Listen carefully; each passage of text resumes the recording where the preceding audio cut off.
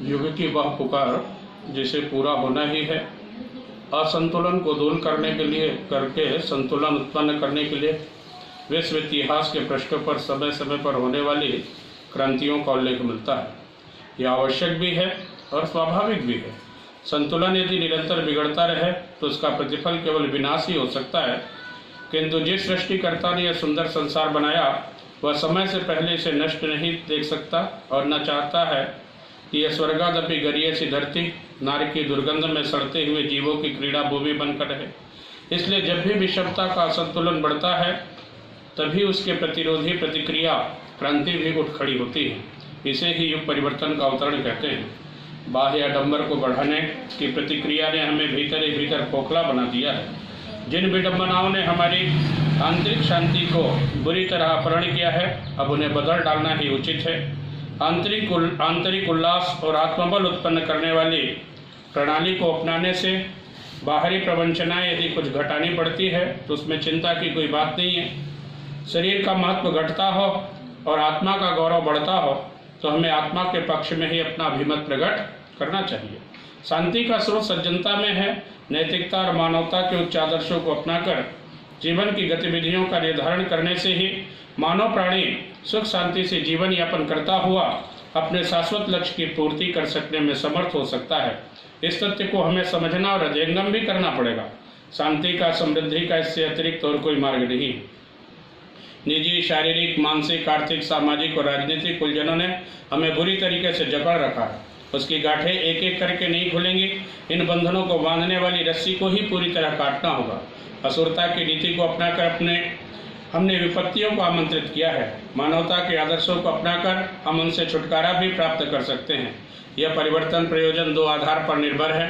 एक धर्म तंत्र का सदुपयोग, दूसरा जागृत आत्माओं का नवनिर्माण के लिए पृथक प्रयास। इन्हीं दो प्रयोजनों को लेकर युग निर्माण आंदोलन का ढांचा खड़ा किया गया है।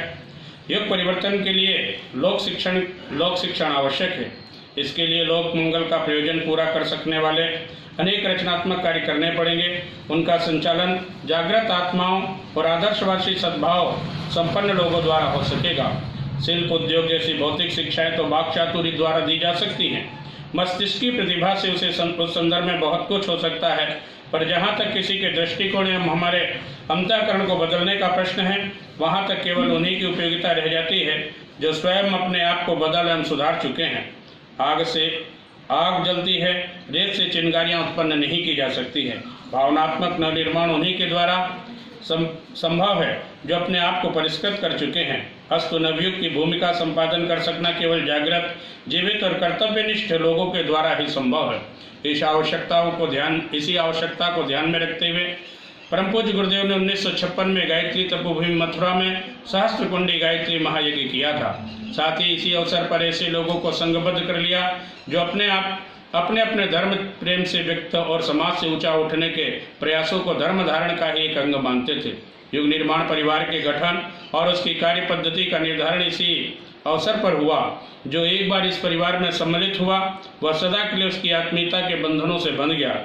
मिशन का न केवल लक्ष्य ऊंचा था वरन उसकी कार्य पद्धति की उपयोगिता भी असंदिग्ध थी। भारतीय जनता की परंपरागत मनोभूमि को देखते हुए इससे अच्छा कार्यक्रम दूसरा बन ही नहीं सकता। इन तथ्यों के अतिरिक्त और भी आकर्षक बात यह है कि इस संगठन को संस्था प्रक्रिया के ढांचे में नहीं वरन परिवार के ढांचे में डाला गया। भारत का असली स्वरूप हमारी आंखों के सामने रहना चाहिए। जनता को उसकी परंपरागत मनोभूमि धर्म रुचि के सहारे ही उतना प्रभावित किया जा सकता है जिससे वे अपनी अवांछनीय गतिविधियां और अनुपयुक्त मान्यताओं को बदलने के लिए तैयार हो सके। यही सब तथ्य हैं जिनके आधार पर व्यक्ति निर्माण, परिवार निर्माण और समाज निर्माण की गतिविधियों को अग्रगामी बनाने के लिए नवयुग आंदोलन को आधारशिला रखी गई है तथा धर्म तंत्र के कलेवर को सहारा लिया गया। उसे अग्रगामी बनाने के लिए ऐसे भावनाशील लोग ढूंढ कर निकाले गए, संघबद्ध किए गए जो विश्व मानव की सेवा को ईश्वर की उपासना मानते हैं, लोक मंगल के प्रयास में धर्म निष्ठा की सार्थकता जोड़ते हैं। यही है युग निर्माण योजना और इसकी कार्य पद्धति और साधन सामग्री जिसके आधार पर नवयुग के आगमन का, मनुष्य में देवत्व के उदय का और धरती पे स्वर्ग के अवतरण का स्वप्न देखा गया है। प्रसन्नता यह है कि विगत कई वर्षों के प्रयास ने इस स्वप्न को साकार बना करके सामने जो खड़ा कर दिया है। इस विचारधारा को व्यापक और विस्तारित करने के लिए हमारी पहली योजना ये है कि अखंड ज्योति का प्रत्येक सदस्य अब एक धार्मिक पत्रिका का पाठक मात्र न रहेगा, वरन एक लोक शिक्षक के रूप में अपना उत्तरदायित्व अनुभव करेगा। युग निर्माण के लिए आवश्यक प्रकाश अखंड ज्योति प्रस्तुत करेगी। यह एक बिजली घर के रूप में रहेगी। हम में से प्रत्येक एक बल्ब के रूप में प्रकाशित होकर अपने क्षेत्र में प्रकाश फैलावेगा। युग निर्माण के लिए धन की नहीं, समय की, श्रद्धा की, भावना की, उत्साह की आवश्यकता पड़ेगी। नोटों के बंडल यहाँ कूड़े करकट के समान सिद्ध होंगे। समय का दान ही सबसे बड़ा दान है। इस श्रद्धायुक्त समय दान में गरीब और अमीर समान रूप से भाग ले सकते हैं। युग निर्माण के लिए इसी दान की आवश्यकता पड़ेगी और आशा की जाएगी कि अपने परिवार के लोगों में से कोई इस दिशा में कंजूसी नहीं दिखाएगा। लोकमानस को और क्षेत्र हमें अपना स्वयं बनाना है। लोकमानस को प्रबुद्ध करने के लिए हम में से प्रत्येक को कुछ करना पड़ेगा। अपनी शिक्षा क्षेत्र हम स्वयं तलाश करें। अपने मित्रों, स्वजनों, संबंधियों, परिजनों तथा स्त्री बच्चों पर बारीक नजर डालकर हम देखें उनमें से कौन कौन हमारे से सहानुभूति रखते हैं, किस किस प्रकार के हमारे प्रति आदर बुद्धि है, कौन हमारी बात को ध्यान पूर्वक सुन सकते हैं। आरंभ में ऐसे लोगों की एक सूची अपनी डायरी में नोट कर लेनी चाहिए और यह निश्चित करना चाहिए कि उन्हें युग निर्माण की विचारधारा से परिचित और प्रभावित करने का हम प्रयत्न करेंगे। हमारे प्रेम, स्नेह, ममता, आत्मीयता, उदारता और सहयोग से उत्प्रोत जीव समाज को जिस अंधनिष्ठता की लंका ने कैद कर लिया है, पतित और पददलित किया है, उसका अंत अब निकट है। इसी लंका दहन के लिए हनुमान की पूंछ तेल भीगे कपड़ों से लपेटी ही जा रही है। यह दुर्बुद्धि जिसने हमारी सभ्यता एवं संस्कृति के आदर्श एवं उत्कर्ष को गिराया है, उसके लिए हमारे मन में बड़ा क्षोभ है। यह क्षोभ जलती आग की तरह जब बाहर निकलेगा, जब वे दुष्टताएं जो हमारे मन क्षेत्र में आज जमी बैठी हैं और किलोल कर रही हैं, देर तक नहीं ठहर सकेंगी, उन्हें अपना स्थान छोड़ना ही पड़ेगा। एक दीपक से 10 दीपक जलें। मित्रों, हमें भी यह सुनने समझने को गुण भी हमें अपने आप में पैदा करना पड़ेगा। संकोच, झिझक, झेप, सर, बड़प्पन की बीमारियों को इस मार्ग में बाधक नहीं होने देना चाहिए। सत्कर्म में बाधा डालने वाले दुष्ट दुर्जनों की तरह यह दुर्गुण भी बड़े बंधन सरीखे हैं, उन्हें भी तोड़ फोड़ ही डालना चाहिए। नारद जी भगवान का संदेश पहुंचाने के लिए घर घर भक्ति का प्रचार कर सकते हैं। शंकराचार्य पैदल द्वार द्वार घर धर्म का अलग जगा सकते हैं। मीरा भक्ति की निर्झरणी बहाने के लिए यहाँ वहाँ नाचती फिर सकती है, तो क्या हम उनसे भी बड़े हैं जो लेख शिक्षण में झिटके, शर्मावे, अपमान अनुभव करें। यह कार्य बड़प्पन को घटाने वाले नहीं, बड़प्पन को बढ़ाने वाले हैं। सन्निपात के मरीज की गाली सुनकर भी विचारशील डॉक्टर अपना इलाज छोड़ते नहीं। बेवकूफों का उपहास एवं तिरस्कार हमें अपने पद से विचलित क्यों कर सकेगा। अशिक्षितों को भी सद्विचारों की शिक्षा दी जा सकती है।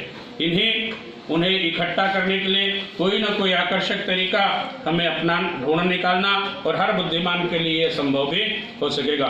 मित्रों, इस 31 मई और 1 जून में हमें भी जो है हर घर तक इस बात को लेकर के पहुंचना है। हर घर में गायत्री और यज्ञ से लोगों को जोड़ना है और साथ ही साथ इस मानव पर जो आया हुआ संकट है, चाहे वो कोरोना का संकट हो, चाहे वो अनीति अत्याचार का संकट हो, उन सारे संकटों को दूर करके समाप्त करने के लिए हमें हर घर में गायत्री महायज्ञ और महामृत्युंजय मंत्र से आहुतियाँ अवश्य डलानी है। अतः आप सभी भाई बहनों से निवेदन है कि इस कार्य में अपना समय, श्रम, साधन सब कुछ लगाते हुए 31 मई और 1 जून के लिए हर ऐसा कोई घर ना छूटे, ऐसा कोई मित्र ना छूटे, अपने परिवार का कोई सदस्य ना छूटे जो इस महायज्ञ में अपनी आहुतियाँ न दे और राष्ट्र को सुखी समृद्ध बनाने में अपनी भूमिका अदा न करें। बहुत बहुत धन्यवाद। प्रणाम।